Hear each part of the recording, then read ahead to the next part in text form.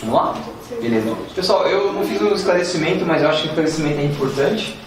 Dizendo assim que hoje eu tô de camiseta e bermuda porque eu tô de férias. Então assim, quando eu tô de férias, eu vou dar uma camiseta e bermuda. Bom, vamos falar então agora, assim, a gente vai falar de intercrimes, tentativa, assistência voluntária, arrependimento eficaz, arrependimento posterior. Pessoal, intercrimes. Intercrimes é o caminho percorrido pela prática do crime, né?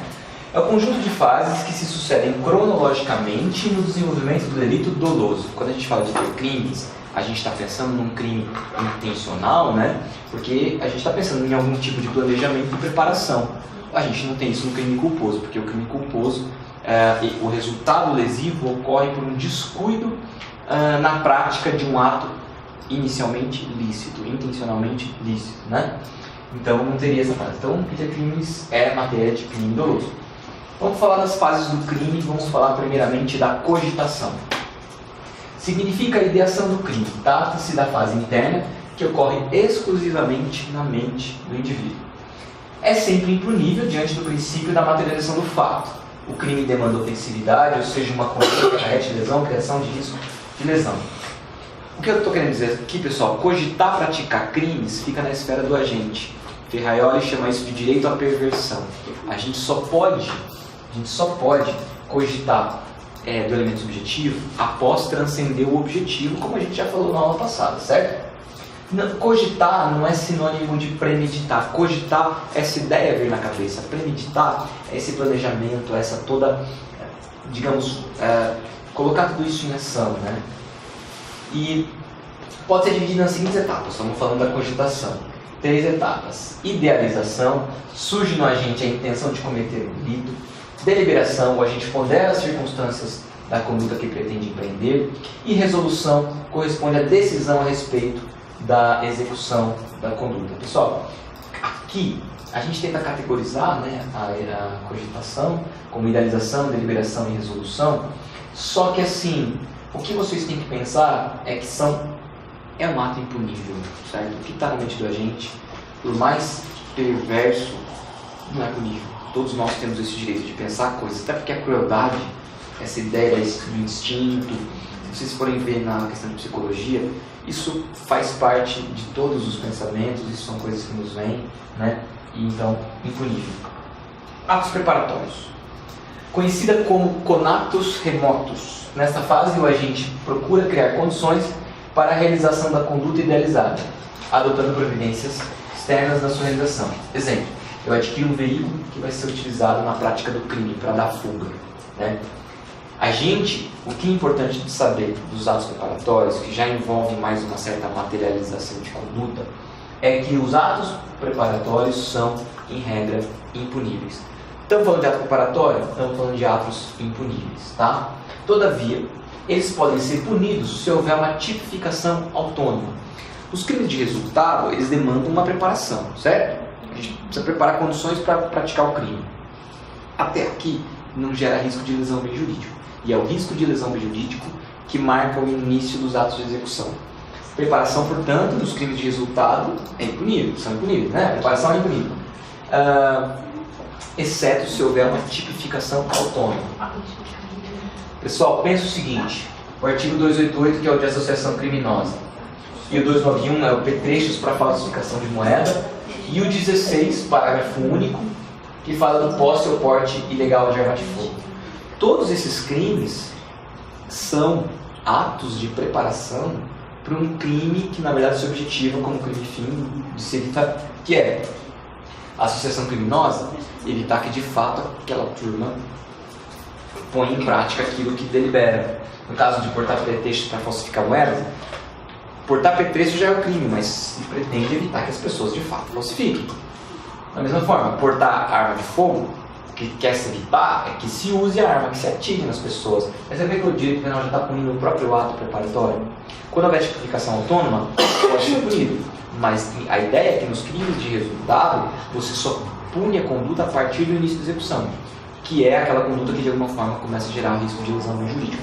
O punitivismo usa a estratégia de cada vez mais antecipar as condutas que ele vai considerar criminosas. E isso é muito problemático, porque você pode quando você quer criminalizar pessoas em razão dos estigmas, você começa a criminalizar atos que elas normalmente vão praticar. Uso de drogas, ou algum comércio, né? Você pensa, o próprio comércio de drogas, eles falam, como você criminaliza a pobreza com isso? Você marginaliza certas pessoas no mercado de trabalho, você não dá a opção de cultura, de educação, de oportunidades sociais e tudo mais, e você criminaliza uma conduta que de alguma forma ela gera lucro, então você empurra a marginalidade, assim, as pessoas que estão marginalizadas para essa prática, porque é uma prática ilícita, né, as pessoas, mas ela é lucrativa e você não dá a oportunidade de renda lícita, você joga a pessoa para lá, as mães que querem sustentar os filhos, cujos pais são ausentes e tudo mais, você joga essas pessoas para lá, e ao mesmo tempo você criminaliza e seleciona, você coloca a polícia só para investigar, só para abordar, para chutar a porta, para entrar, aquela coisa toda, quer dizer, você criminaliza, às vezes só o porte, nem a venda, né, porte deixou em casa aguardando, então a pessoa lá, a mãe, que teve um filho, que tem o marido ausente, né, o pai do filho dela é ausente, ela aceita guardar, não é nem vender, é guardar aquela mochila com droga em casa, e alguém faz uma denúncia anônima, e aí o cara chuta a porta, entra e pega. Quer dizer, você de alguma forma, você tá vendo como é muito fácil você selecionar, pô, mas eu nem vendi. Então assim, né, o punitivismo usa desse tipo de criminalização, criminaliza atos preparatórios. O Fernando deu um exemplo aqui agora, essa nova lei antiterrorismo aqui no Brasil, ela vem nesse sentido, né? Você criminaliza movimentos sociais. A idealização já está ali. Você de alguma forma, você pode confundir um ato de protesto com algum ato assemelhado a terrorismo. Você pode, alguma ocupação de algum local que não preenche a sua finalidade, a sua função social, de um imóvel que não ocupa a sua função social, você criminaliza a ocupação. A pessoa pratica ato de ocupação e criminaliza em massa. Aí você pode sair prendendo todo mundo. O advogado que de alguma forma orienta aquela pessoa, você já começa a dizer que ele está de alguma forma incitando o crime. Existem diversas formas. Quando você criminaliza esse tipo de coisa, terrorismo, que é uma coisa bastante difusa, você abre o tipo penal, você não fecha, você começa o punitivismo a entrar aí, a tirania da lei. Algumas pessoas que foram detidas porque fazia curso do idioma árabe. Tá, bom, Não, mas todos passam a ser suspeitos em potencial, no risco difuso. O que não é compatível com a nossa Constituição, com o nosso ordenamento. Sem dúvida, sem dúvida. A questão é, quando é que você estudou suficientemente direito constitucional para conseguir ter o conhecimento, conhecer os instrumentos que nós temos muito, declaração de constitucional imparcial, sem redução de texto, por exemplo, e usar isso para neutralizar a eficácia de uma norma criminalizadora. O juiz tem que ter tarimba para fazer isso e tem que ter predisposição, vontade. Às vezes não é o caso. Né? Às vezes. Fazer o mínimo. Não. Vamos lá. Bom, todos esses crimes são a punição de atos preparatórios. Pode passar. A crítica. Necessidade de produção do resultado jurídico, o que pode resultar comprometido diante da tipificação de etapas preparatórias distantes da criação do histórico jurídico. Gente, vocês lembram quando a gente falou na aula passada que é muito importante, a gente leva muito a sério isso na Defensoria Pública, não só a causação física, mas a criação de um risco de lesão relevante ao bem jurídico. Então, quando você criminaliza um ato preparatório, ele está muito distante do momento consumativo. Porque do ato preparatório para a consumação, você tem que passar por um conjunto de atos chamados executórios que criam um risco que tem que se materializar no resultado. Quando você distancia demais, você começa a criminalizar condutas que, por si só, não geram risco relevante ao bem jurídico. Então você muitas vezes acaba comprometendo essa própria noção que é muito cara ao direito penal. A crítica, a criminalização de atos preparatórios, portanto, de que você não preenche muitas vezes a necessidade de lesão, o risco de lesão bem jurídico, né? Partindo de um direito penal, de um funcionalismo teleológico, né? De Roxin. Atos executórios, é o que interessa. Trata-se da fase em que o agente exterioriza a conduta idealizada. Em regra, a conduta humana só será punível quando iniciada esta fase, certo? Que é o que normalmente se tem. O ato executório deve ser concretamente capaz de produzir o resultado e inequivocamente direcionado ao cometimento do delito. Ou seja, o ato executório é um ato movido pela vontade, com a intenção direcionada a produzir o resultado e que tenha concretamente essa possibilidade. Daí a temática do crime impossível e tudo mais. Vai. Qual a diferença entre o início da execução, que é punível, e a fase anterior, atos preparatórios, em regra, impuníveis? Pensa o seguinte, gente, o A, ele adentra a residência do B, mediante escalada, e subtrai o televisor.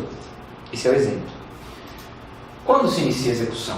Quando a gente pode considerar que ele começou a praticar esse crime de furto? 1. Quando A aguardou na esquina, B saiu de casa. Tipo assim, ó, ele ficou lá na esquina esperando o B sair para entrar. O ato de estar lá na esquina esperando deu início? Ou quando ele, assim que o B saiu, iniciou a escalada? Quando? No instante em que ele iniciou a subtração, ou seja, entrou na casa e de fato se apoderou da coisa, né? E aí você tem algumas teorias, pessoal, e é o seguinte: nenhuma dessas teorias ela pretende exaurir, porque todas elas são falhas e insuficientes, porque a realidade é muito maior do que a nossa tentativa de encaixar. O jeito que quer colocar em caixinhas, né? E é muito difícil. Então a gente opta por soluções que se assemelham a algumas teorias aqui, mas, digamos, já quero dizer que todas elas são falhas e, portanto, as dúvidas surgem e, naturalmente, o que a gente tem que verificar é, na dúvida, pro réu, né? Mas as soluções que se apresentam são as seguintes. Primeiro, teoria da hostilidade ao bem jurídico, ou critério material, do Nelson Hungria. Atos executórios são, ou seja, você pode começar a punir atos executórios. E que são atos executórios? São aqueles que lesam, né, que lesam ou criam situação concreta de perigo. Pode passar, Jéssica. Seria o item 1 ali, né? Então volta só um pouquinho. Volta um pouquinho. Quando você cria uma situação concreta de risco ao bem jurídico. O livro dá o exemplo aqui de que quando A guardou na esquina, B saiu de casa. Eu concordo com a teoria A, eu acho assim, legal, quando você cria um risco concreto de lesão jurídico. Eu só não acho que o 1 você está criando, né? Mas o livro, né, é um livro escrito por promotor, né? Então assim, para ele, aqui já, o item 1 já está aí, por exemplo, já acho que é da escalada, mas ok, tudo bem. Voltando lá, de qualquer forma assim, essa teoria do Nelson Hungria, que pode voltar mais um, Nelson, a teoria do Nelson da hostilidade ao bem jurídico, o critério material, os cuidados secundários são aqueles que lesam ou criam situação concreta de perigo ao bem jurídico. Essa talvez seria mais adequada. Mas vá. Teoria objetivo formal, do Frederico Marx. Elas falam que os atos executórios são aqueles que iniciam a realização do núcleo do tipo. Então seria ato executório quando a tua conduta corresponde à palavra, né, os elementares, os verbos que compõem o tipo penal. Então seria o 3, que é de fato você subtrair a coisa ali imóvel, é tomar de alguma forma posse da coisa, né? Então seria um momento só, poderia falar que deu início à execução, quando de algum momento, quando ele já está próximo da coisa e pelo menos toca na coisa, né? Lógico, para consumar ele teria que te retirar dali, mas pelo menos tocar a coisa já seria a questão dessa teoria, porque essa teoria se amoda ao verbo, né? Se amoda aquilo que é subtrair mesmo, o contato pessoal com a coisa, que é a teoria objetiva e formal, que leva em consideração a realização do núcleo do tipo. Então seria o 3. A teoria objetivo material é o seguinte, ela é bem esquisita, ela quase não é usada, mas seria assim, atos executórios são aqueles que iniciam a realização do núcleo do tipo, assim considerados, assim como os atos imediatamente anteriores, ok? Então assim, núcleo do tipo, o ato imediatamente anterior, aqui a escalada também, então seria o relar na coisa e o imediatamente anterior, que é a escalada, mas na visão de uma terceira pessoa. Ele coloca aqui como critério, na visão de uma terceira pessoa. E a única coisa que isso vai se diferenciar para a teoria seguinte, a teoria objetiva individual, é que na teoria individual a gente vai levar em consideração segundo plano do agente. Então, só para a gente ir para de baixo, teoria objetiva individual, dos Zaffaroni, é o seguinte: os atos executórios são aqueles que, de acordo com o plano do agente, o critério é o plano do agente, que de alguma forma você tem que vislumbrar no caso concreto, de acordo com o plano do agente, realizam-se no momento imediatamente anterior ao começo da execução típica. Então a ideia é, você tem o início da execução quando você começa a praticar o verbo no tipo,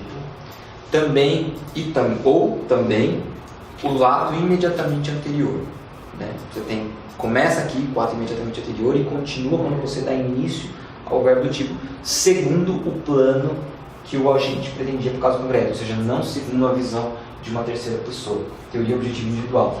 Por isso que ele fala individual, porque é de acordo com o plano do agente. Eu acho que é sempre o risco. Eu gosto daquela do Nelson Gria, que é assim, o risco concreto de lesão bem jurídico. Eu acho que o bem jurídico é a tônica do negócio. Aqui eles falam assim, se você começa a fazer o verbo no núcleo do tipo e o ato imediatamente anterior, você já está criando um risco concreto bem jurídico. Depende. Não necessariamente a conduta revela, porque a conduta precisa ser realizada às vezes na sua inteireza, né? Porque às vezes você tem o escalonamento da força, o escalonamento do modo de executar, né? E é só no final do escalonamento é que o risco de fato acaba acontecendo. Pensa até num ato de estelionato, né? Quando você vai ser o estelionatário, às vezes você só consegue de fato obter aquela vantagem ou que a pessoa se convença a te entregar depois de muita conversa, depois de muita coisa. Então você pratica os atos preparatórios, você dá início à execução, você tenta criar toda uma situação de engodo na vítima e talvez só no final que ela começa a se convencer que ela tem que te dar, né? Você já começa a criar o risco e assim, lógico, você vai consumar se você obtiver de fato a vantagem. No estelionato você depende da obtenção do resultado material. Mas, por isso, tá vendo? Eu acho que a questão do risco concreto é bem jurídico. Fica um pouco fluido, mas nenhuma dessas teorias consegue explicar muito bem. Mas lembre, imputação objetiva, gente, a gente precisa criar um risco relevante. Esse risco relevante tem que ser da mesma qualidade do risco concretizado no resultado. Esse risco tem que estar no âmbito de proteção da norma, né, do proibido pela norma. E você tem que ser um risco relevante, né? Você tem que agregar risco proibido para além do risco permitido. Pode passar, Jéssica. Eles falam que essa teoria objetivo material, individual, perdão, é a teoria que talvez a doutrina moderna tende a sustentar e que o STJ já teria sustentado aqui. O sujeito pegou uma barra de ferro para tentar entrar num local para poder quebrar o vidro e subtrair. Aí pegar a barra de ferro, ainda que não tenha quebrado, foi considerado, pelo menos, o início da execução do crime de furto. Mas, é uma decisão de 98. Então, assim, é que isso não é tão falado por aí. Na prática, hoje que a gente vê que parece que assim, tá mais próximo do sujeito começar a pensar, né? Pensou hoje alguma coisa aí, já é quase crime, né? Observação: a caso em que a dúvida persistirá e deve ser resolvida sempre em favor do agente. Tá? Consumação. É o momento em que o agente realiza em todos os seus termos o tipo legal da figura delituosa e o bem jurídico é lesado, colocado em risco, segundo a previsão legal. Ou seja, o agente preenche os elementares objetivos do tipo e, de fato, o risco é concretizado no resultado, o bem jurídico é lesado. No crime consumado, a gente tem o seguinte no artigo 14. Diz-se o crime consumado quando nele se reúnem todos os elementos da sua definição legal. O momento consumativo varia de acordo com a natureza do crime. Vamos ver quais são os crimes que a gente tem. A gente tem o crime material. A gente já falou disso na aula passada? Crime material, nome da conduta? Acho que não. Bom, crime material ou de resultado. O tipo penal descreve a conduta e o resultado, exigindo para sua consumação a efetiva modificação do mundo exterior. Homicídio e furto. Então, assim, o tipo prevê a conduta, o nexo causal e o resultado, e todas elas são necessárias para o resultado. Perfeito, crime material. No crime formal, gente, ou chamado também crime de consumação antecipada, o tipo penal descreve uma conduta seguida de um resultado, mas dispensa que esse resultado aconteça no mundo exterior. Só precisa estar no dolo do agente. Contestando-se para sua consumação com a prática da conduta. O crime, portanto, consuma-se no momento da ação, sendo o resultado mero exaurimento. Certo? Extorsão e extorsão mediante sequestro. Quando você extorque alguém, né, ou seja, exige dela uma vantagem econômica que só ela pode te dar, você não pode sozinho pegar, ou quando você sequestra alguém e exige de alguém, dos familiares, o dinheiro como condição do resgate, entregar o dinheiro não é necessário, basta a exigência. Todavia, a intenção do resultado tem que estar no seu dolo. Então, o tipo prevê uma ação, o nexo causal, o resultado. A consumação depende só da conduta, não precisa haver o resultado é mero exaurimento. E, todavia, o dolo tem que abranger também o dolo do resultado, certo? Crime de mera conduta. Lembrando que, no caso concreto, a defesa pode demonstrar que aquilo jamais aquele resultado jamais teria aptidão de ocorrer e tudo mais. Tal. Crime de mera conduta ou de simples atividade. O crime descreve apenas uma conduta e não um resultado, só conduta. Consumando-se o crime no momento em que a conduta é praticada, por exemplo, uma violação de domicílio, certo? Só descreve a prática de uma conduta, não descreve um resultado naturalístico, ou seja, uma modificação do mundo exterior, certo? A gente está falando sempre dos resultados que eu estou falando aqui, pessoal, está falando do resultado naturalístico, porque vocês se lembram que resultado jurídico, conceituado como lesão ou risco de lesão jurídico, todo crime tem que ter, certo? Não existe crime sem resultado jurídico, sem lesão ou risco de lesão, certo? Se de alguma forma a defesa demonstrar que naquele caso concreto, aquele risco não aconteceu, não se concretizou no resultado, ou jamais aconteceria, a questão não há resultado jurídico. Todo crime demanda resultado jurídico. O artigo fala o resultado de que depende da existência do crime, a gente fala que é resultado jurídico. Mas essa classificação é segundo o resultado naturalístico, certo? Que alguns crimes tipificam, outros não, certo? Exigem socorrência, outros não. Professor. Oi. E a posse de arma de uso permitido, ela estaria nesse último ou não? Então, a posse de arma é um crime formal, né? Posse de arma seria um crime de mera conduta, talvez, mas ter a arma em si. Mas a questão aí eles falam assim, bom, eu vou criminalizar a conduta normal, porque eu posso criminalizar, a tipicidade normal, objetiva, está preenchida. Mas a questão é saber em que medida aquilo gera um risco para a paz pública, de você pegar essa arma e potencialmente utilizá-la para matar pessoas. A ideia é essa, que quem guarda uma arma em casa, potencialmente pode carregá-la e sair atirando. Só que se você, disser que você não cola na prática, mas eu acho que isso deveria ser mais debatido. Então, porque o que determina a potencialidade é a falta de um papel. Um papel? Que seria a autorização para você ter. Se você tem, não tem risco. Se você não... absurdo o crime de porte de arma. Eu concordo. Nossa. Eu concordo. Mas você está vendo que o que a tipicidade fechada do positivo faz é ignorar a questão do resultado jurídico e só levar em consideração o resultado naturalístico. Portanto, meio que ignora essa ideia de lesão, risco de lesão, e parte da ideia de que basta o legislador tipificar uma conduta para gerar o direito de punir do Estado, independente de você passar por essa categoria de resistência, que é a criação concreta de um risco. Pensa a rádio comunitária. A rádio comunitária pode, eventualmente, criar um risco aos serviços públicos que se valem de uma radiofrequência. Mas se eu demonstrar, por laudo, que no caso concreto, jamais operando nessa frequência, eu teria um avião, eu não interferiria em aeroportos, não interferiria em hospitais, não interferiria em rádios da polícia, teria que absolver, embora a conduta fosse formalmente típica, certo? Crime permanente, que a gente tem, a consumação se protrai no tempo, prolongando-se até que o agente cesse a conduta criminosa. Gente, crime permanente são aqueles em que, quando eu leso o bem jurídico, eu leso, mas ele não se destrói. Ele tem essa maleabilidade. Mas enquanto eu estiver lesando, o resultado, o momento consumativo, que é a consumação, se protrai no tempo, de modo que eles interpretam que você está em flagrante o tempo todo. E aí, se vier até uma lei nova mais gravosa, incide sobre a conduta, regendo novamente regendo a conduta. É o crime, por exemplo, de sequestro ou cárcere privado. Enquanto a vítima estiver no cativeiro, esse crime está se consumando. Ela não morre por conta disso, mas está se consumando. Pode passar. Crime habitual. Pessoal, para a consumação existe a reiteração da conduta típica. Por exemplo, curandeirismo. Exercer curandeirismo, prescrevendo, administrando ou aplicando habitualmente qualquer substância, ou de outras formas, depende que você demonstre que aquele agente tenha praticado esses atos descritos aqui reiteradamente, certo?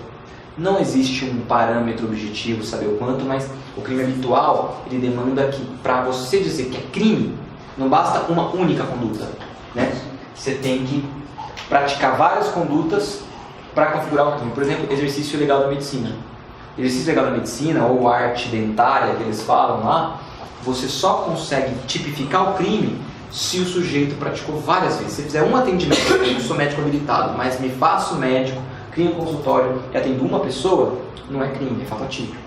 Agora, se eu atender uma, aí depois duas, terá, a hora que eu estiver lá no meu 20º atendimento, crime habitual. Então, ou seja, consumou um crime, não consumou vários crimes. É a reiteração de condutas para formar um crime só.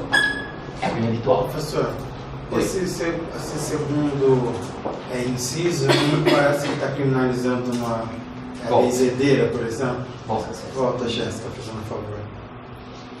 Exercer pandeísmo, tipo, a prática de uma benzedeira, isso é uma perseguição religiosa. Pode ser. Você tem artigos que falam sobre isso, né? Se de alguma forma você tem uma crença e tal, e tem livros, cara. É bom mesmo, benzedeira. Então, o Bruno Chivas falou. O Bruno Chivas falou assim que tem uma pesquisadora do IBCCrim. Eu não sei quando ele é de novo. Pergunta pra ele. Tem um livro e ela fez uma dissertação, né, de mestrado em estudo criminológico sobre isso. As benzedeiras, se isso está nisso ou não, em que medida você gera riscos, né, em que medida você pratica de fato, dando algum tipo de medicamento que faz mal à saúde, mas você se valendo dessa supersticiosidade, é complicado, porque lembra, 1940, né? É complicado. O Francisco Campos, um dos idealizadores do código, diz assim que governar é prender. Olha a ideia disso, de governar é prender. Eu falei assim, é terrível, né? Mas vamos lá. Crime qualificado pelo resultado. Então, assim, a consumação se dá com a produção de resultado, que agrava especialmente a pena. Na verdade, assim, você já tem um resultado normal e algum outro resultado agrava a pena. Qualifica pelo resultado. Que é a lesão por acidente de morte.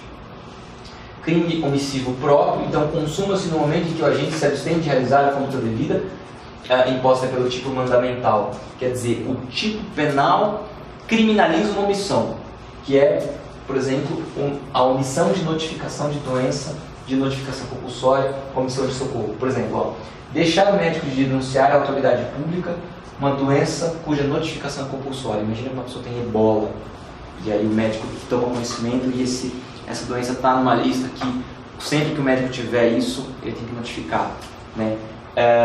Se ele deixar de fazer isso, o próprio deixar de fazer, independentemente do risco que aquela conduta agrega, né, socialmente, já é crime.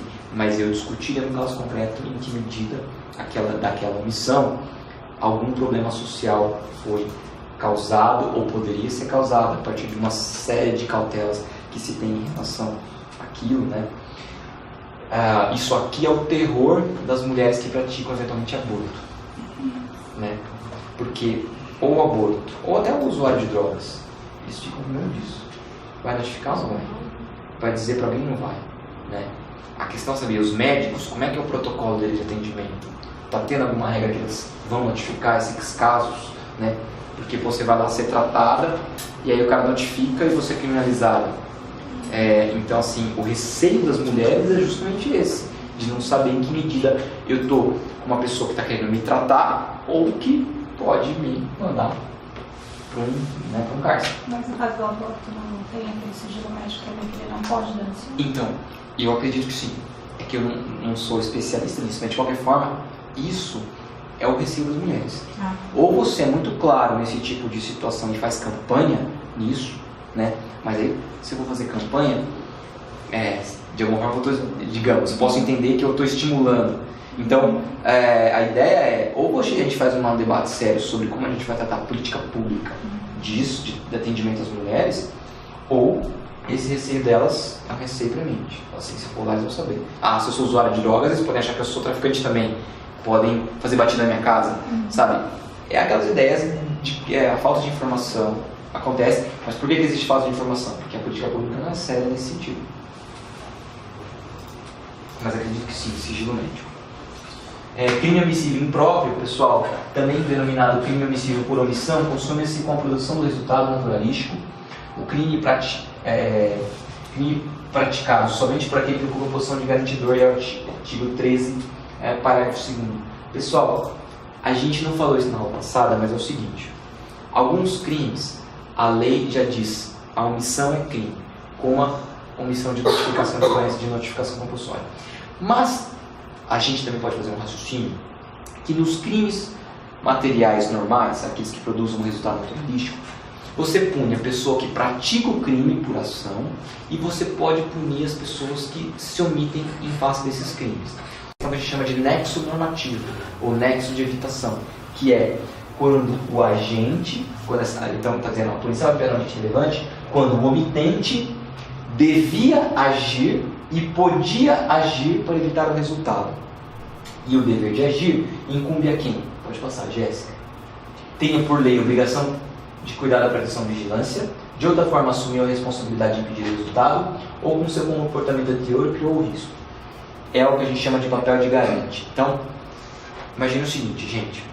Se você se obrigou por contrato, verbal pode ser, uma babá, ou, sei lá, uma pessoa que é contratada para cuidar de alguém, uma cuidadora, ou se você tem um dever legal, porque você é o pai, porque você é o curador, porque você tem a guarda, sei lá, por dever legal ou contratual, ou de alguma forma você foi a pessoa que deu causa a um risco que aflige uma pessoa, você tem o dever de evitar o resultado.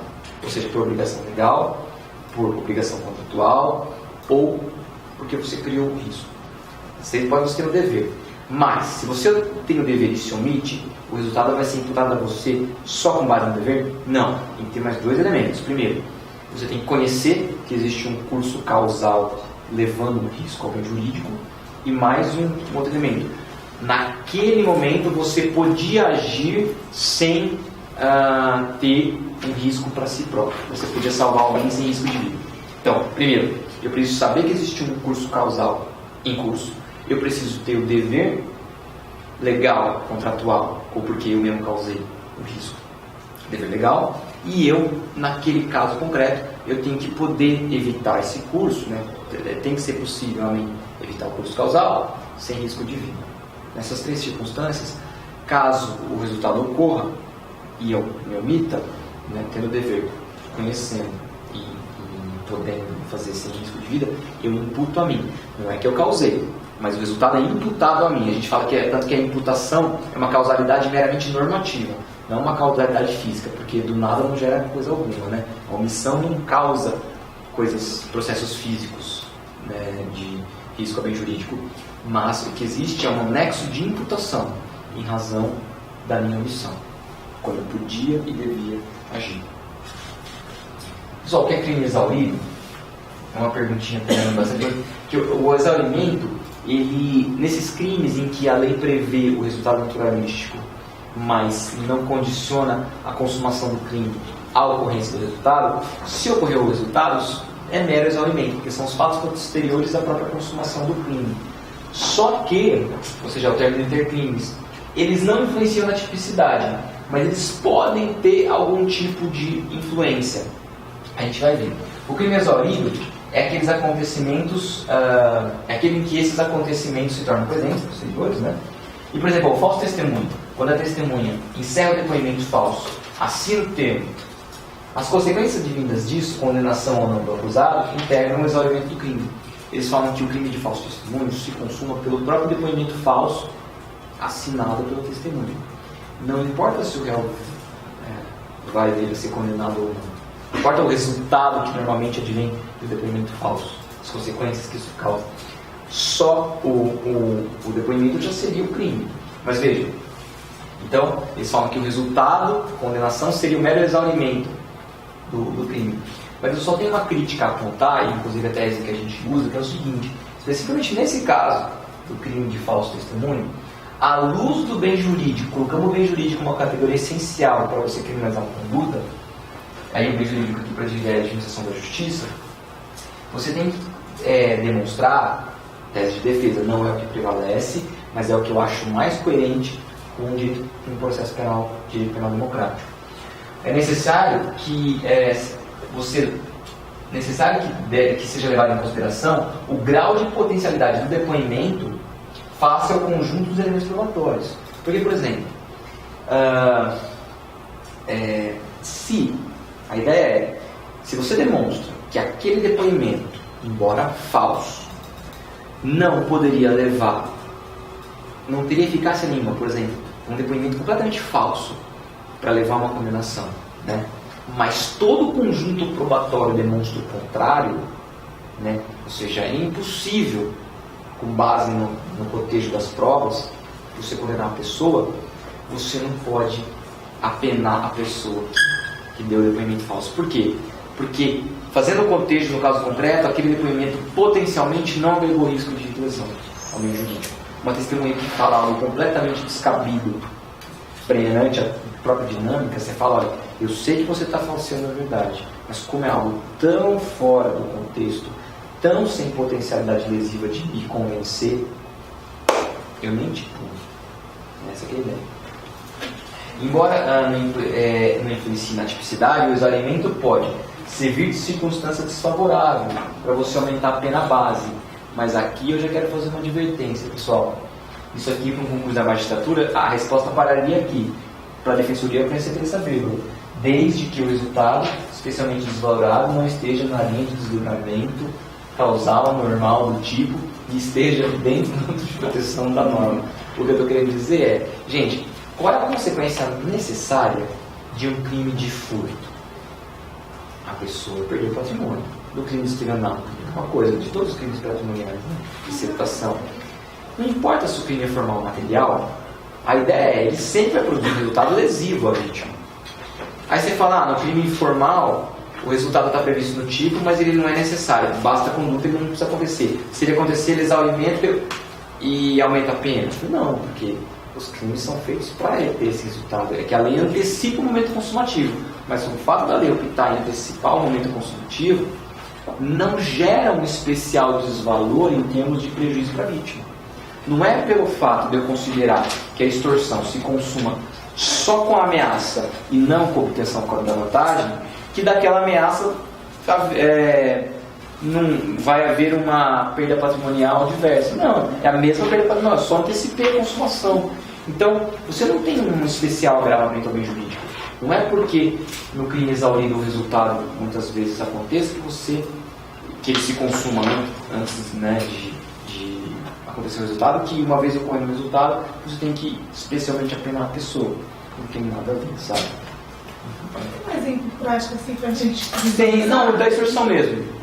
Eu chego pra você e falo assim, me dá a sua bolsa. Me dá a sua bolsa.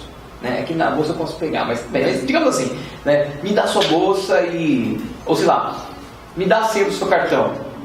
Você fala assim, eu pergunto quanto você tem na conta? Você fala R$100. Me dá a senha do seu cartão. Beleza, você me dá o seu cartão e a sua senha. Consumir o crime de extorsão. Eu antecipei, certo? Agora pega, vamos supor que eu dou essa ordem e a polícia chega e me prende. Em tese, consumou. Eu respondo pelos 4 anos normal lá. Agora pensa que eu consigo pegar a senha, vou lá e pego o dinheiro. E fica comigo, põe no bolso. E vai, depois de um tempo eu sou pego. Então não deveria, isso que eu estou falando. Isso não deve aumentar a pena base. Talvez no concurso da magistratura, o que ele está querendo dizer é assim, se ele acontecer, aumenta a pena base em razão das consequências do crime. Porque você antecipou, se você poderia com 4 anos, quando o resultado não teria acontecido, se aconteceu é algo a mais, é um plus. Mas eu estou dizendo assim, é um plus só porque você optou por antecipar o momento consumativo. Mas em termos de risco bem jurídico, não houve uma mudança real. Entendeu? Então assim, é isso que eu chamo de linha de desdobramento causal normal. Certo? Diferente da ameaça.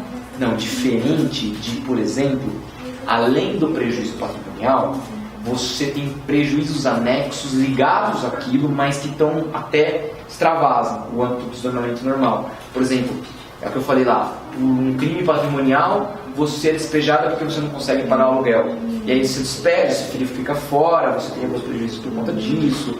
Ou seja, algo que está fora da linha de desdobramento causal normal.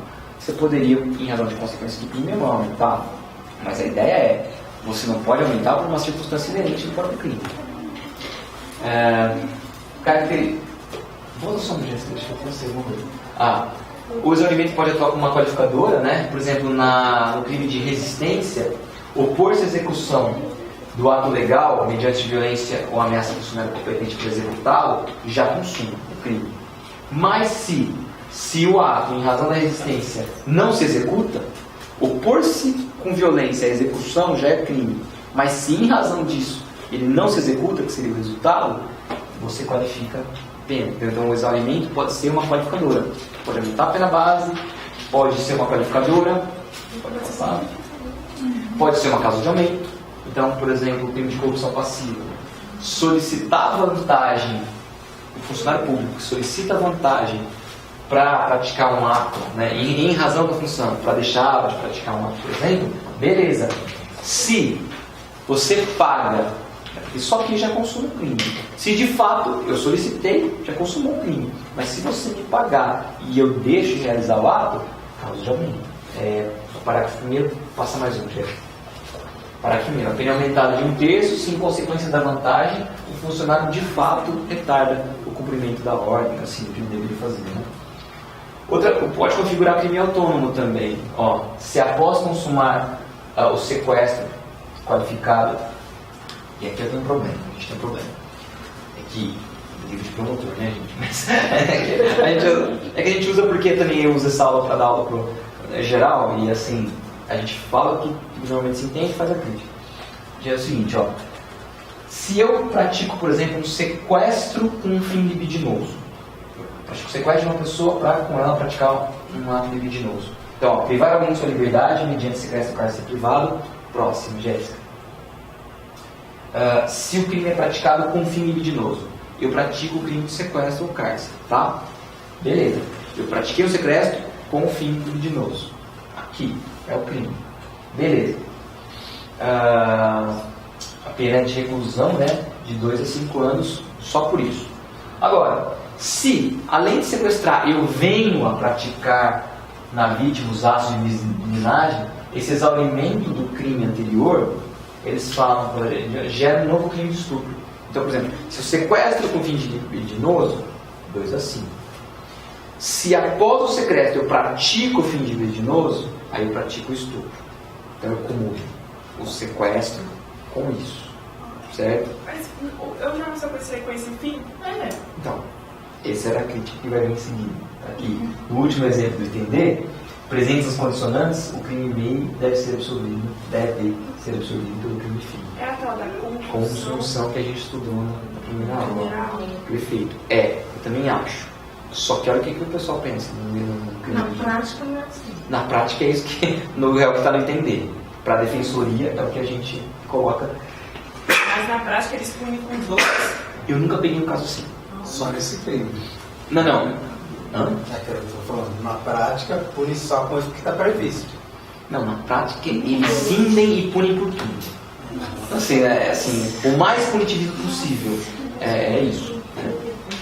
Mas a ideia é, lógico, você pode ter um juiz diferenciado, um promotor diferenciado, tal. Mas se quiser, é muito fácil de engolir. Isso aqui. Então, mas de fato, crime exauriu a potencialidade crime meio que exauriu sua potencialidade lesiva no crime fim, etapa necessária, consunção. Tá? Tentativa. Então, vamos falar aqui da tentativa. Pessoal, estabelece o artigo 14 e diz assim, que disse o crime tentado quando iniciada a execução não se consuma por circunstâncias alheias à vontade do agente. Tá?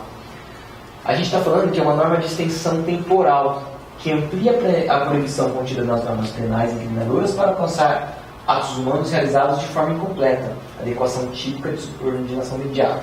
Não houvesse a norma de extensão, não haveria consumação, e seria fato atípico. Seguinte, os tipos penais estabelecem, em geral, crimes consumados, certo? Se você fizesse só uma tentativa, em regra, você não conseguiria fazer um encaixe típico. Por exemplo, você não vê no artigo 121 tentar matar. Eles resolveram lá matar, atirar uma pessoa e o resultado acontecer. Atirar uma pessoa e a pessoa não morrer, não está previsto no 21. Você tornaria atípico. Então, o artigo 14, inciso 2, é o que a gente chama de norma de extensão temporal. O artigo 14, inciso 2, combinado com o artigo 121, forma uma nova figura, que é o de tentativa de homicídio. Né?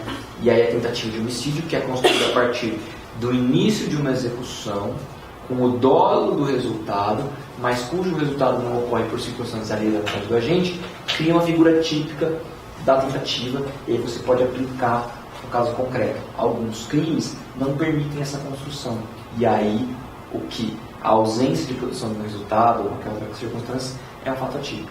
Né? Alguns crimes permitem a construção da tentativa, outros não. Mas só para dizer que a tentativa não existe por si só em regra. Ela depende dessa norma de extensão temporal, que é o artigo 14, inciso 2. Entendeu?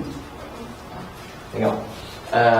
Bom, há uma incongruência entre o plano físico e o psíquico, sendo mais extenso o plano psíquico do que o físico. Quer dizer, em geral você tem um tipo objetivo que ocorre e um dolo que tem que incidir sobre todos os elementares.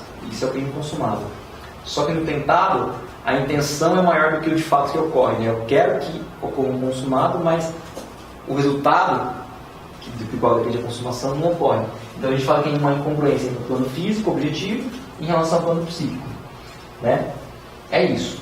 E quais são os elementos do crime tentado? Primeiro, início da execução, ou seja, prática de uma conduta que gera um risco relevante de lesão ao jurídico, certo?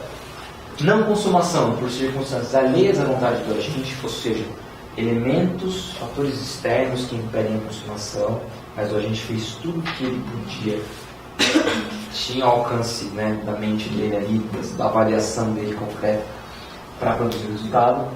O dolo da consumação, tem que ter o dolo da consumação e o resultado tem que ser possível. Porque se o resultado não for, no caso concreto, possível, em abstrato, na verdade, é em concreto, mas assim, de acordo com aquilo que se dispunha, é crime impossível. Mas isso o Mário vai falar melhor para vocês na próxima aula. Tá? Beleza. Eu só queria que vocês tivessem...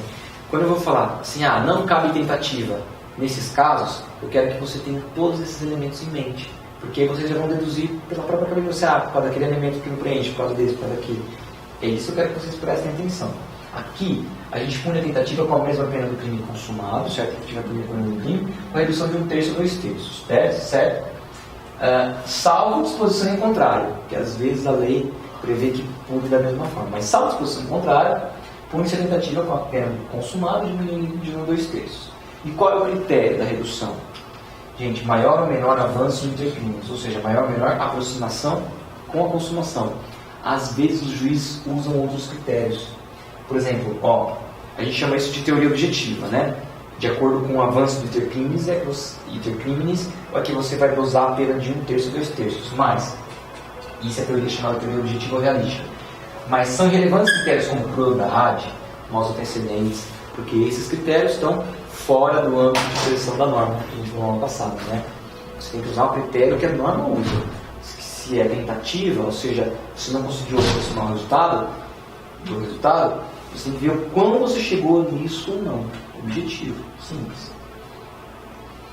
Observação, Código Penal Militar, não problema, também adotou como regra a teoria objetiva, dosimetria de acordo com o avanço do intercrimes. Só que é acrescenta a possibilidade de você aplicar a pena do crime consumado no caso excepcional, gravidade da conduta. Olha como mistura as coisas. Se o crime é tentado, diminui também. Exceto se for um crime de especial gravidade. Que pode ser qualquer coisa. Certo? Se for de especial gravidade, é o crime consumado. Mas quer dizer, não guarda a relação. Né? Uma coisa é uma coisa, mas você usa como critério para mensurá-la uma outra coisa, que é gravidade. Porque eu posso, no direito tributário a gente tem muito isso, gente. Direito tributário, eles falam que a base de cálculo deve ser um espelho quantitativo material do fato gerador. Então, por exemplo, se eu estou tributando renda, qual é a base de cálculo do imposto de renda? O quanto de renda eu oferi, certo? Se eu estou tributando renda, a base de cálculo não pode ser o tamanho do imóvel em que eu resido. Não tem nada a ver a base de cálculo com o fato gerador. É basicamente a mesma ideia. Tem que guardar congruência, de modo que você poderia questionar até a legalidade disso aqui, a constitucionalidade disso aqui, de não ter pertinência com o bem jurídico tutelado. É porque quando coloca essas coisas fica muito aquilo, gravidade no ponto de vista de quem? Causador, alguém para mim já é grave. Então é complicado. Causador não, alguém para mim já é grave. Então é isso. O artigo 14 do parágrafo único utiliza a expressão salvo disposição contrária, uma vez que alguns tipos penais estabelecem a mesma pena para a forma tentada e consumada, o que é uma desproporcionalidade, poderia ser questionado também. Mas alguns crimes, algumas tipificações são assim. Esses crimes que igualam as penas do tentado e consumado são chamados crimes de atentado ou empreendimento. Eles falam que eles adotam a teoria subjetiva, voluntarística ou holística, porque eles falam que o dolo é o mesmo. Dolo, eles vão por conta do dolo. Não interessa se você consumou ou não, porque a consumação ou não é por circunstâncias alheias, não é por uma vontade sua. Então o que para mim interessa é o teu dolo. O teu dolo é o resultado, vai ser por da mesma forma. Acho problemático, mas de qualquer forma você tem como exemplos o artigo 352, que é a evasão mediante violência contra a pessoa, por exemplo, evadir-se ou tentar evadir-se, o preso ou o indivíduo submetido à medida de segurança, usando de violência contra a pessoa. Fugir do presídio não é crime. Fugir usando de violência, ou tentar fugir usando de violência, é crime. E crime punido, tanto para a forma consumada ou tentada, com a mesma pena. 309 do Código Eleitoral. Votar ou tentar votar mais de uma vez, ou em lugar de outra pessoa. Sacanagem. Mas assim, votar ou tentar votar, entendeu? É crime de empreendimento. A Casa do Vereador pune apenas a forma tentada, não havendo punição da forma consumada. Exemplo, Lei de Segurança Nacional. Tentar desmembrar parte do território nacional para constituir país independente. Porque se você constituir um país independente, aí não tem como punir, porque já é outro país, né? Então assim, a consumação é impunível. O Sul deveria estar... então. Ou seja, se você consumar, a punição é impossível, porque você é outro país, né? Mas assim, a tentativa é punível, a consumação não. Eles até brincam com isso, né? Mas assim, só para reforma tentada, vai no próximo. O artigo 17 da mesma Lei de Segurança Nacional. Tentar mudar com emprego de violência ou grave ameaça, olha isso, a ordem, o regime vigente ou o Estado de Direito. Né? Eu ia falar assim, os juízes, né? Tentar... Eles não estão usando uma de violência, grave ameaça, violência por réu, né? Grave ameaça, sei lá, né? Subverter o Estado de Direito, né? Tá ali, né? Vamos ver se eles conseguem incidir nessa fé e tal. Mas é isso.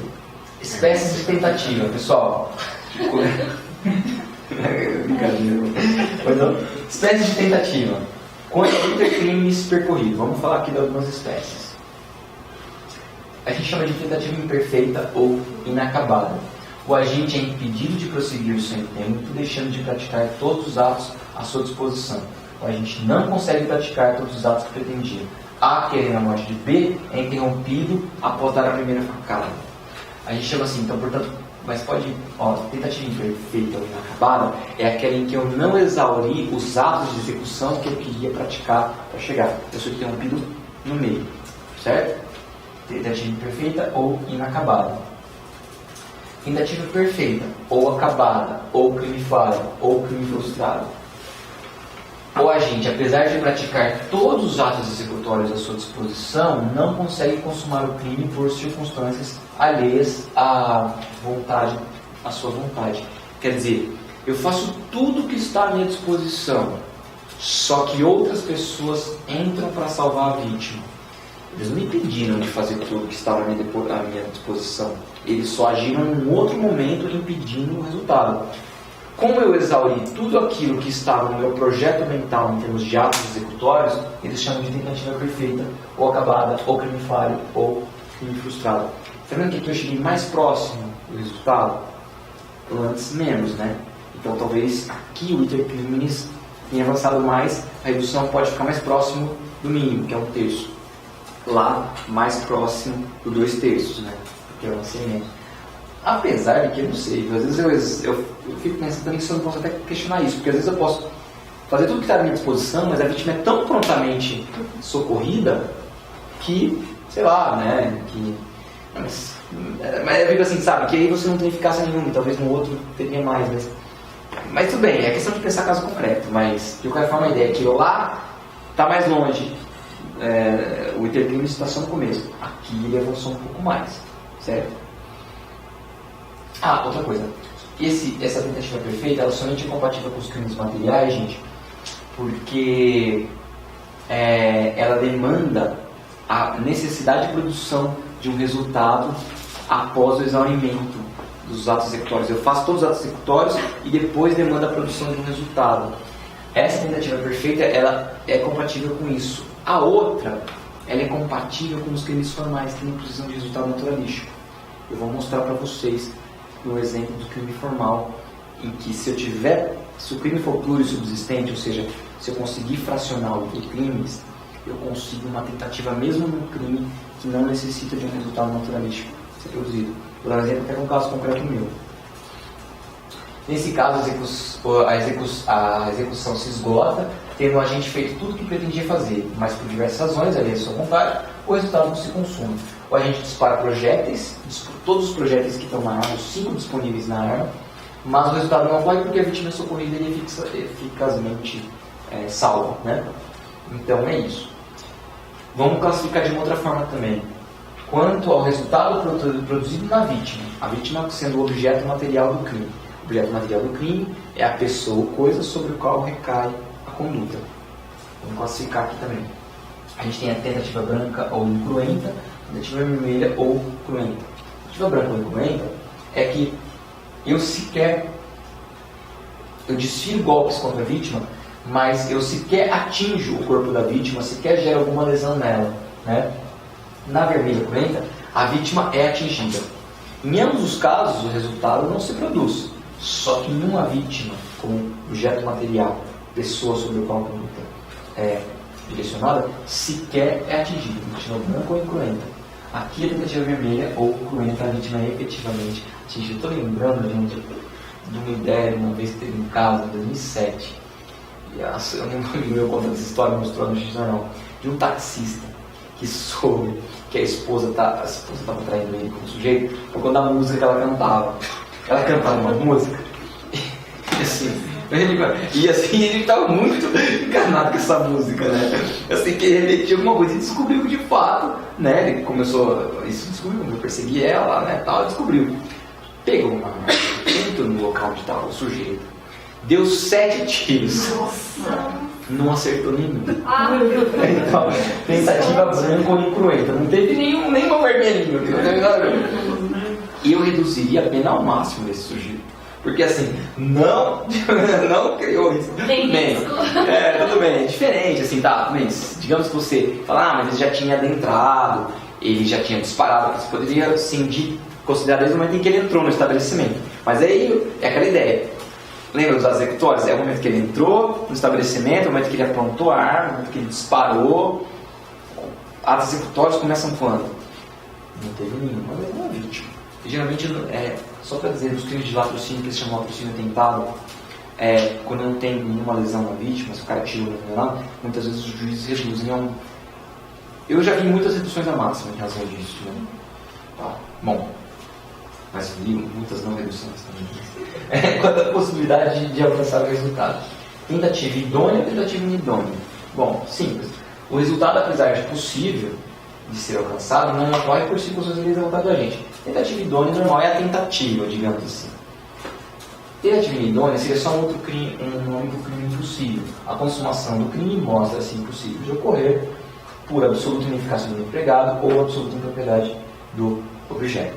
Certo? Vou deixar para o crime impossível o Mário falar na segunda. O que se entende por tentativa supersticiosa ou irreal? Gente, eu não vou nem falar, assim, passa. Vocês vão ver isso aqui. Mas assim, a tentativa supersticiosa, eu vou falar, mas é brincadeira. O agente acredita na eficácia do meio que jamais poderia causar essa lesão. Quer dizer, ele acredita que naquele meio, que ele usa daquele meio que aquilo vai dar certo. O exemplo que dá é o cara que acha que a força do pensamento pode causar algum resultado. Eu falo, vocês estão de brincadeira, de exigir isso em prova, né? E ao contrário, nas situações comuns de impossível, a gente só ignora, que, no caso concreto, que existe algum problema ali que vai impedir a consumação do resultado, porque jamais alguém utilizaria um negócio em sã consciência, que é impossível para praticar um crime. Ele ignora o fator que torna o crime impossível, né? Ele acredita que mas não é por erro. Aqui não, ele acredita que um negócio pode funcionar. Eu estou dizendo isso porque isso cai em prova de magistratura. Então, mas tem até vergonha. Se os caras estão pedindo isso é porque não tem mais o que fazer. Né? Infrações penais que não admitem tentativa. Vamos lá. E aí a gente vai trabalhar com os critérios que a gente tem. Nossa, que horas são? 10 e 10. Meu Deus do céu. Mas pede isso em magistratura mesmo? Pede? Se tá no nível que pede. Não, né, assim, eu mandei as questões pra vocês. Vocês vão ver, ó. Crimes culposos. O agente não tem o dolo de consumação, que é incompatível com a tentativa. Então, assim, no crime culposo, gente, eu tenho a intenção de atingir um resultado lícito, em tese, em regra. Gente, então, eu quero viajar, só que eu, por negligência, uma violação do dever de cuidado, eu não faço a manutenção do veículo. Em razão disso, acaba gerando algum problema que acaba gerando um risco para alguém, um resultado. A minha intenção era viajar, era dirigir um carro e tal. Não era acertar alguém, mas por um descuido, uma violação do dever objetivo de cuidado, que é garantir a manutenção do veículo, eu acabo gerando resultado. Vamos supor que o carro derrape e não mate uma pessoa, mas quase mate uma pessoa. Vamos supor que às vezes você pode até atropelar a pessoa, mas a pessoa é tratada no hospital. Você vai punir ela por tentativa de homicídio? Não, no modo de lesão culposa, coisa culposa. Mas por que não cabe tentativa? Porque não tem a coisa principal, que é o dolo do resultado. Na tentativa, eu me esforço para o resultado acontecer. Eu quero que ele aconteça um resultado ilícito, previsto no tipo. Né? No culposo, não. Ele é uma decorrência de um mero modo de proceder em violação ao dever de cuidado. É diferente, não caberia aqui no culposo. Exceto na culpa imprópria, gente. O que é a culpa imprópria? A culpa imprópria é o seguinte. É oh meu Deus, me fugiu o nome. Existe uma defesa putativa. É um erro em relação a uma discriminativa putativa. Veja, na culpa imprópria a gente age intencionalmente, no sentido de lesar o bem jurídico de terceiro, porque acredita erroneamente estar agindo em situação de excludente ilicitude. Por um erro vencível quanto a uma situação ensejadora de excludente, que na verdade não existe, o agente atua dolosamente. Daí a compatibilidade com a tentativa. Qual é a ideia? Passa. Eu até vou dar o exemplo depois, mas o resultado. Na culpa imprópria, a gente é punido com a pena do tipo culposo, previsto para lesão, se houver tipificação, e no caso de não consumação por circunstâncias levantadas, por tentativa. Passa. Gente, vou dar o exemplo para ficar claro para vocês. A se encontra com desafeto em local escuro e acredita que ele iria sacar uma arma do bolso para alvejar. Então, eu vou no beco escuro. E tem um rapaz que tem briga comigo no bairro e ele já disse que ia me matar. Né? E, num calhou de um dia, nós dois no beco escuro, sem luz, sem testemunha, sem ninguém, o sujeito olha para mim e imediatamente ao olhar para mim ele põe a mão no bolso. Eu sei que ele é perigoso, eu sei que ele pode me matar, eu sei que ele já me jurou alguma coisa, eu me antecipo. Porque eu já sou precavido, eu saco minha arma e atiro nele, certo? Mas na hora que vai ver, o cara tinha o celular no bolso. Ele ia sacar, ele não ia me matar. Eu errei, eu já tive um caso concreto de júri disso. Estavam 2 caras no bar, o cara jurado, aquela coisa e tal. O cara chegou pra falar e falou, puta, ele vai me matar. Ele se adiantou e atirou no cara. Assim, eu já tive cara... E você vê, o caso dos meus estagiários mais querem proteger, porque é um cara bonzinho. Assim, sabe, um cara bonzinho, não, sério, é um bonzinho, sabe? Tipo, o cara é porteiro, assim, e isso é quando ele tinha 18 anos, o cara já tava com 38, sei lá. O cara é bonzinho, assim, sabe? O cara, o fulano lá, aquele cara bem bonzinho, assim, sabe? Tem que fazer o juiz dele, que tem que absorver esse cara, não sei o que, tal.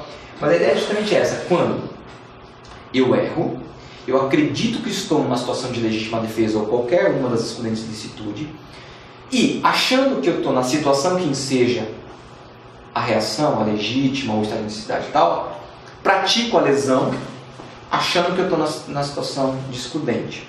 Só que, se de fato eu não tive uma correta visão da realidade, mas eu não poderia ter, porque era inexigível, era muito difícil aguardar, ter mais cautela para me certificar, eu sou isento de pena. Todavia, se no caso concreto era exigível, se eu fui muito afoito, se eu poderia esperar para ter uma verdadeira noção da realidade, aí eu sou punido. Mas eu sou punido como? Sou punido pelo crime culposo. E só se houver a tipificação do crime culposo. Essa é a chamada culpa imprópria. Porque eu atuo dolosamente, só que sob uma falsa noção da realidade. Só que eu poderia ter uma melhor noção da realidade se eu fosse mais cauteloso. Por não ter sido mais cauteloso, eu incidi em culpa. Incidir em culpa, na verdade eu tenho dolo diretamente, mas culpa não, digamos, essa questão. Essa culpa é chamada culpa imprópria. No plano da realidade ela é um dolo, mas ela é uma culpa normativamente falando. No caso, se a pessoa venha a morrer, eu respondo por homicídio culposo. Se a pessoa não venha a morrer, por circunstâncias da minha vontade, eu respondo por tentativa de homicídio culposo, mas em razão da culpa imprópria, que na prática e estruturalmente é um dolo. Certo? Isso é o artigo 20, parágrafo 1º. É tipo um dolo no antecedente e culpa no consequente? Não. É um dolo no plano da realidade e uma... mas que a realidade, você teve uma culpa no momento anterior, né, no momento inicial, antes de a conduta ser desencadeada, o direito recorta um determinado momento da realidade, que é esse momento que você teve a culpa, e te pune em razão disso por isso, fatiando o elemento culpa, ignora todo o resto, pega o elemento culposo aqui, e em razão disso que ele te pune, mas se o resultado foi imputado a atitude de culpa pela previsão normativa. No caso de homicídio, lesões, é o caso. Crime perto-doloso, gente, já estamos indo do final. Crimes perto-dolosos, o resultado agravador é imputado a título de culpa, o que é incompatível com a tentativa. Então, culpa é incompatível com tentativa.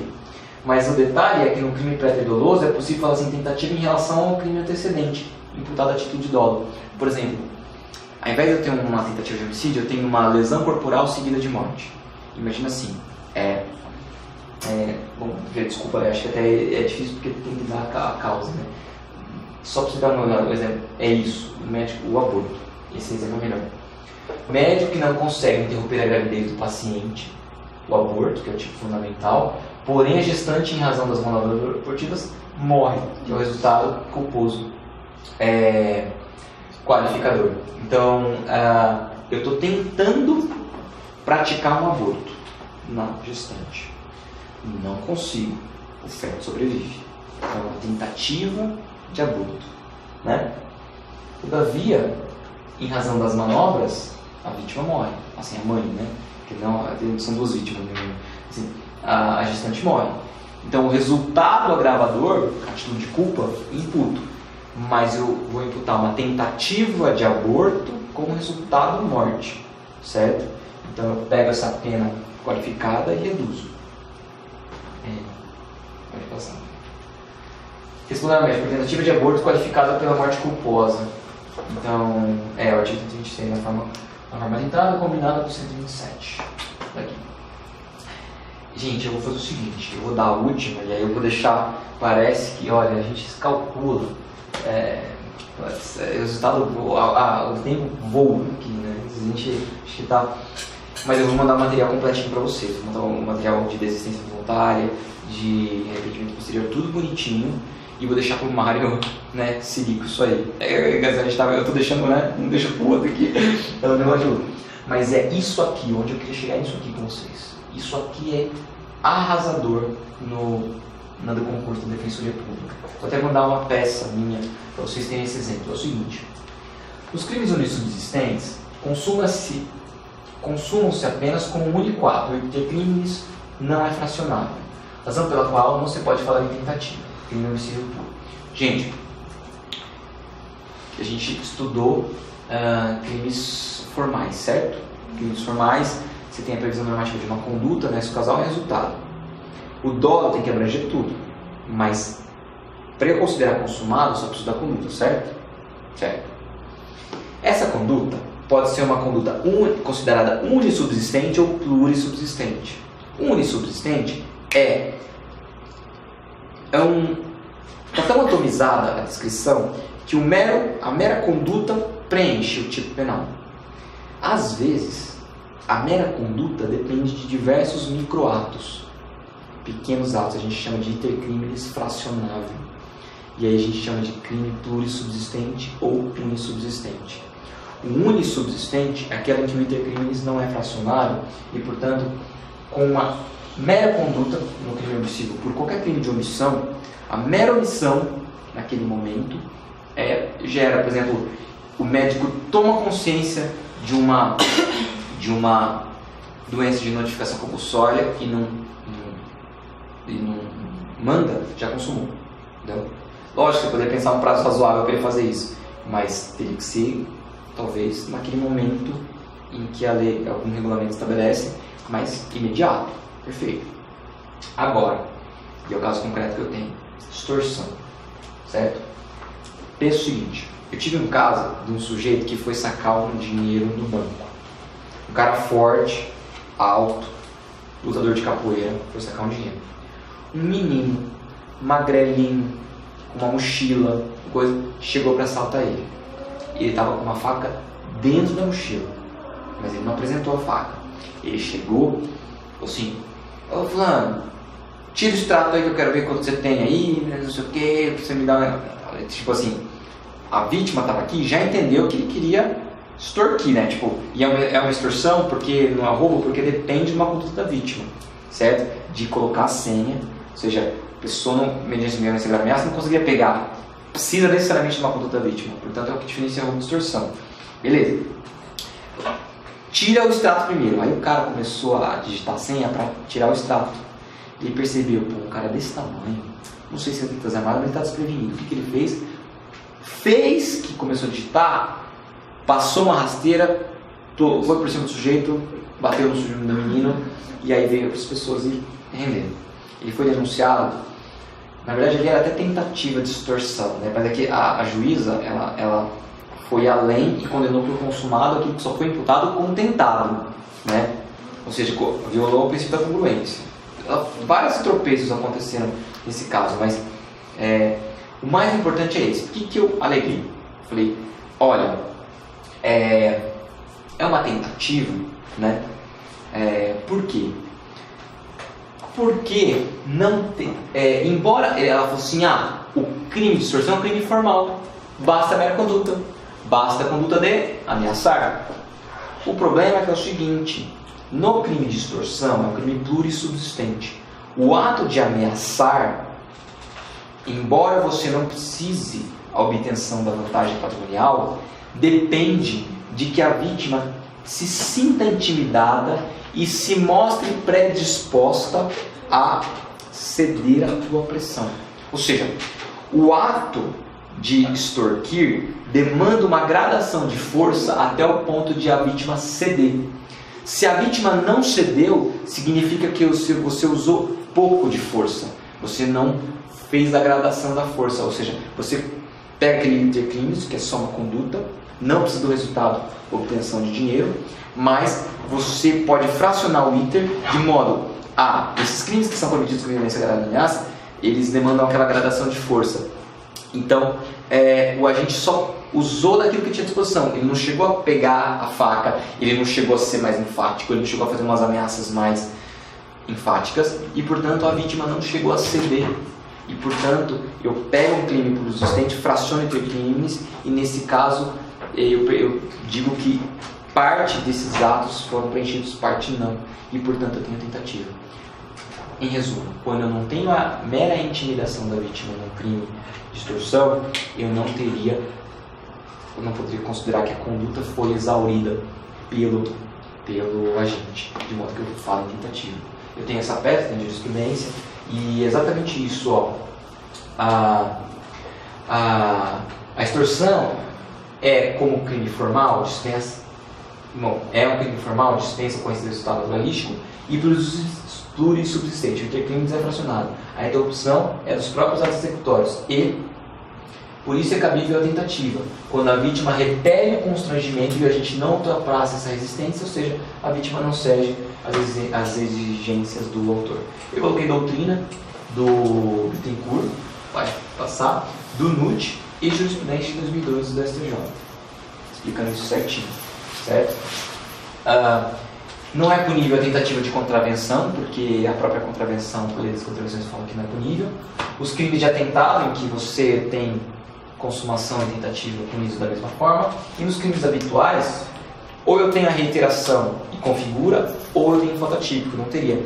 O Miguel Reis Júnior até fala assim, não, mas se você tem, por exemplo, o exercício ligado à medicina, você ainda não chegou a fazer as consultas, mas você instala um consultório e já tem 20 pessoas esperando, ele considera que é uma tentativa, porque dali um tempo você já fazia esses vários atendimentos que consumaria. Ele acha que essa é uma hipótese, mas não é, né? Passa só, Jéssica, só para eu saber. Pode passar. Beleza.